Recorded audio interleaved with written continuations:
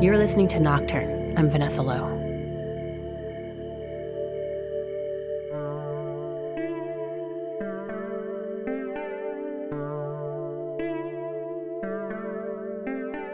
I recently went to a night event at the Art Gallery of New South Wales in Sydney, Australia. I actually went to the museum 2 days in a row. The first day, the gallery closed at 5 p.m. like it normally does, and I ran out of time to see everything that I wanted to see. It's a beautiful museum, so I came back the next night. Every Wednesday, the museum is open until 10 p.m. There's music and drinks and other goings-on that don't normally occur during the sedate daytime hours at a museum. This night turned out to be part of a gay and lesbian Mardi Gras celebration, and it was raucous and irreverent, with drag queens giving tours of the exhibits with their own raunchy interpretations of the art. It was good fun, and in case you're wondering, the levity didn't diminish the art at all. In fact, the party atmosphere allowed for a different connection to the paintings and sculptures, many of which seemed to have let their hair down along with the museum goers. The reduced formality somehow made the paintings seem more accessible. The nighttime atmosphere brought out different emotional facets of the art, a sense that there was more to see and think about than normal. Lots of renowned museums have regular evening hours or events, often lasting until 8 or 9 p.m. But I wonder, what do these worlds become in the wee hours when the last visitor has heeded the call to leave and the doors are locked? What transformations take place when no one is watching? The piece you're about to hear, also titled Nocturne, is one of a handful of guest pieces that'll be featured here over the next few months as I collect sounds and interviews around the world for upcoming episodes. In 2009, Kathy Fitzgerald and Neville Edwards turned their microphones on the National Gallery in London after the last museum goers had left and the lights had dimmed. What they created is a beautiful and eerie sonic window into a hidden nighttime world. This is a visitor announcement. The gallery closes at 6 p.m. Staff will start closing the galleries at 5 minutes to 6. The National Cafe remains open until 11. We're closing now, thank you. Can you make a move, please?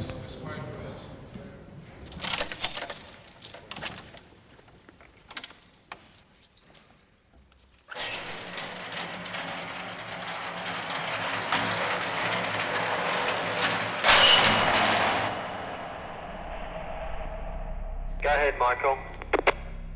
Can you give us a call in the control room, please? My name is Joe. I've been a security warder for 26 years. My name is Atmaram Kual. I've worked here for 28 years. I work as a control room security officer. We start at 8 o'clock in the evening. At summertime it's not too bad, but in winter it's rather darkish. Our job is to look around the ceilings and make sure that there's no leaks.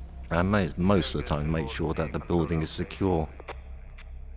We are many, never silent. Even in darkness, light sighs from our surfaces like sap from wounded trees.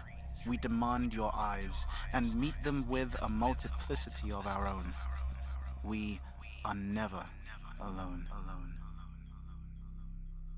My name is Tracy Chevalier. I'm the author of 5 novels, the best known being Girl with a Pearl Earring, which is a novel about a Vermeer painting.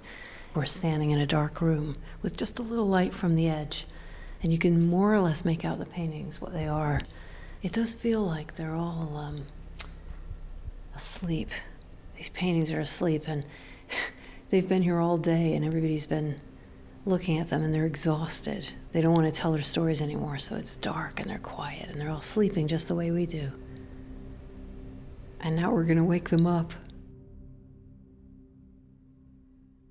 I'm Marina Warner, and I'm a writer, principally, and I also teach at the University of Essex. One of the oldest ideas, probably, in mythology about art is that it comes to life. The best-known story is Ovid's Pygmalion. Pygmalion decides, it's a misogynist story. Pygmalion decides that all women are wanting, they lack the qualities that he most desires, so he creates, as a sculptor, a statue. And he loves his statue so much because she's exactly what he wants. I mean, this is not really a very nice story. And he begins to make love to the statue. And then, by a marvellous piece of poetry in Ovid's Metamorphoses, he feels the flesh turn warm under his fingers. And she steps down from her pedestal. So this idea that statues have this, really potent, uncanny life inside them belongs to, quite a lot of powerful stories that have had many, many different versions and variations written about them. If you drink a painting for long enough, you can breathe it into life. We slip in and out of the landscapes, their swirling impressions of green pathways leading deep into other worlds as we breathe our mythic conversations. A language of starry nights and crucifixions, doorways within doorways, the magic of time travel after midnight, when the gardens breathe shifting skies, the horse gallops free from the frame, and we are no longer a single expression, a moment frozen, but all the hundreds of years that have danced in the moonlight. We echo to each other. It's got this quality of silence that is rather different from total silence, and that's what's eerie. Something about the people who've all gone, the visitors, leaves behind some vibration in the air, but also that the quality of all these paintings changes the actual atmosphere technically, so that this is a living place, it doesn't turn dead at all. I wouldn't want to say that this was a kind of sacred feeling, but it's a kind of nuance of the sacred. There's something close to that. You feel awed and stirred. It's got a sort of musical quality. It touches you wordlessly. Well, nighttime is good because nighttime you can actually sit down and let your mind go and let the paintings take you over. You can actually let yourself go into the paintings, and sometimes you see things what you don't normally do during the daytime, because during the daytime you've got the clutter of the people walking, of children whispering, and it's a kind of a buzzing noise in the gallery all the time. But at night time, it's peace, and the gallery is peace. And sometimes, when there is peace, mind plays tricks.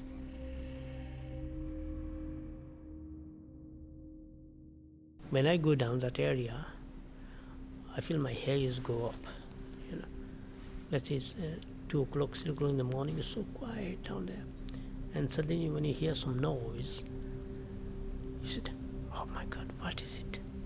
You just feel so scary, You want to get out of there as quick as possible. But the areas I like to avoid is the basement area. I could hear a ball and chain following me all the time. And I was really scared because I don't normally believe in ghosts. But it had me going for a good year, till once I was walking down there and I found out that it was the Victoria line. It was the workers working on the lines at night time.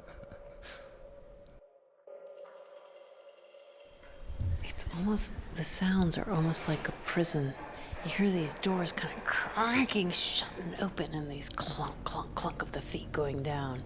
And it's like the paintings have been stuck here and they're imprisoned.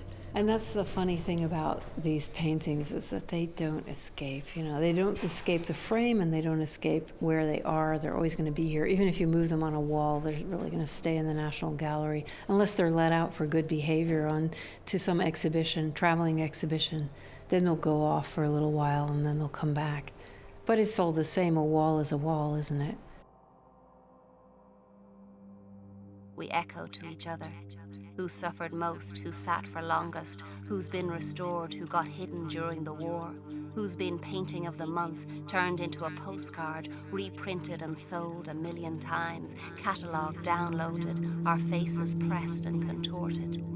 It seemed like flattery once, but in the hushed quiet of our own eternal night, we can't help but resent all this endless watching.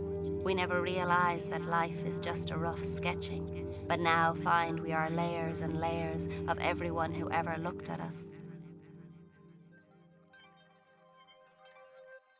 I very much like the idea that what is truly deeply disturbing is the nearly animate, and it's the absence of soul, it's the absence of spirit, that kind of inertia, and that really makes one feel clammy, and one wants to supply it. And I'm interested in playing and make-believe, because I think that a lot of playing and make-believe that children do actually attempts to supply this missing animation. They make their dolls play, they move their figures about, with Playmobil or whatever. They try and breathe into it. And I think some of our creative urges later in life, which we see expressed in, quite a lot of high art, is also a quality of refusing this kind of image of death, this image of the inanimate, and bringing things to warm life. And it does stave off the fear of death at a very deep level that doesn't have to be conscious. This is not a sort of conscious process. This is an unconscious process of attraction and fear at the same time. Sometimes it reminds me that my time will come sometime, and my time is close because I'm coming to retirement soon. And when you come to retirement, it means time to go. So sometimes when I'm in front of the altar pieces, I says, it's time to say your prayers, Joe, because it'll be judgment day sometime. I think the thing that's so captivating about a museum at night is the philosophical notion of, if a tree falls in a forest and no one's there, does it make a sound? I know it sounds crazy, but if there's nobody here to look at these paintings, do these paintings actually matter? Do they do exist? I accept that they exist, but do they matter? And I think I've found as a writer that my books don't fully exist until the reader reads them. It's like a contract between the reader and the writer, and I present something, I give something to the reader, they read it, and between the two of us we make the whole work. And I think paintings are the same thing. Any kind of artwork is the same. The painter paints a painting, but what does it matter unless we actually look at it? So it's very curious to see it at night, like to come in when we came in just a minute ago and the lights were all dark and we couldn't see anything, and we knew the paintings were there, but did they have that power? And oddly enough, sitting here in the dark when I couldn't see them, it took my eyes a few minutes to adjust. I still felt like they did. It was like they were zinging off the walls. There's like this buzz. You demand that we remain constant. When sound folds itself into empty vaults of air and the last light fades like the dying echo of final footfall, we exhale.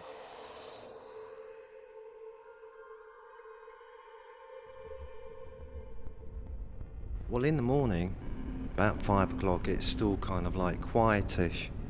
You can start hearing the birds outside actually chippering. Maybe it's their breakfast time, but you're actually going to hear them. And the next minute you get the buzzing noise on the door. And guess what's coming in? The karma is gone, everything's gone.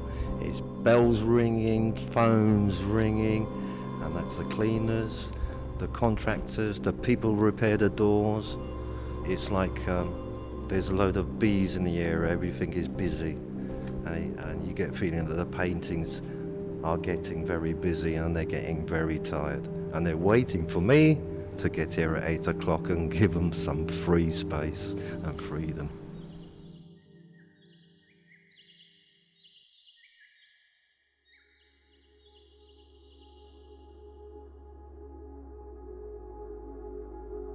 You've been listening to Nocturne. I'm Vanessa Lowe. Nocturne is produced by me and was created by myself and Kent Sparling, who also composed the theme music. The piece you heard in this episode, also titled Nocturne, was produced by Kathy Fitzgerald and Neville Edwards for the National Gallery London on behalf of Antenna Audio. You can find links and contact info at nocturnepodcast.org in the notes for this episode. Thanks to everyone who supports Nocturne on Patreon and PayPal. Your help is incredibly important to us and so appreciated. If you haven't donated yet, please go to nocturnepodcast.org and hit the donate button at the top of the page. You can also help the show by rating and reviewing us on iTunes. Nocturne is proud to be a member of The Herd, a collective of awesome storytelling podcasts. One of those shows is Neighbors by Jacob Lewis. What's the one thing I need to know about you in order to understand you? We would go in and we would embalm the indigent and unclaimed. That's Bethany. She works at a grocery store but used to embalm bodies. Or take Denise, who had to suddenly step into the role of King Lear the day of the show. I'm braver than I thought. I'm stronger than I thought. Neighbors is a show about the ordinary people around us and how we're all connected. Season 4 comes out April 4th. Subscribe now on iTunes or at podcasts.wpln.org. Check out all the shows in The Herd at theherdradio.com. That's HEARD. Thanks for listening.